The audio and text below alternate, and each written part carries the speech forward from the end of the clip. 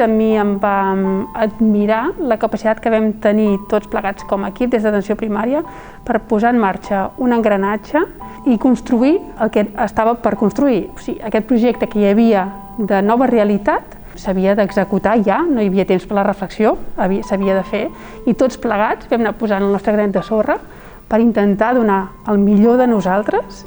i seguir fidels a la nostra filosofia de ser i de fer, que és la de curar sempre que es pot i cuidar i acompanyar sempre. Malgrat la pandèmia, sobretot amb la pandèmia, quan les necessitats, els sentiments, les pors no marxen, al contrari que floreixen més, malgrat l'esforç que això suposava, crec que tots, des del primer a l'últim, des d'atenció primària, vam intentar aproximar-nos a la gent i seguir fent el que sabem fer, que és cuidar-los i ser-hi. Por en teníem tots, els uniformes, els EPIs que ens posem, ens protegen físicament, però en cap cas ens difuminen aquesta realitat.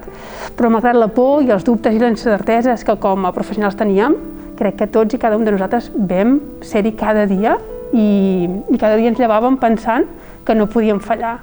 i que havíem de ser, i segurament hi haurà coses que no les hem fet bé,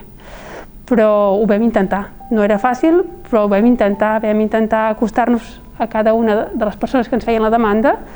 i ser-hi,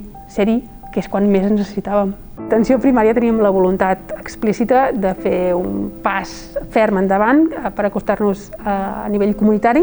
S'estava treballant, s'estava aconseguint avançar a poc, però si alguna cosa ha tingut la Covid, que ens ha portat de bo, és que ha sigut un pas gegant cap a nivell comunitari. Ens hi hem aproximat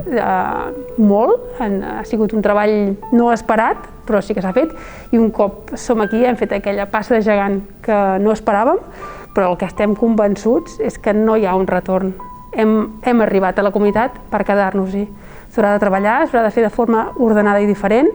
però som aquí i no en marxarem.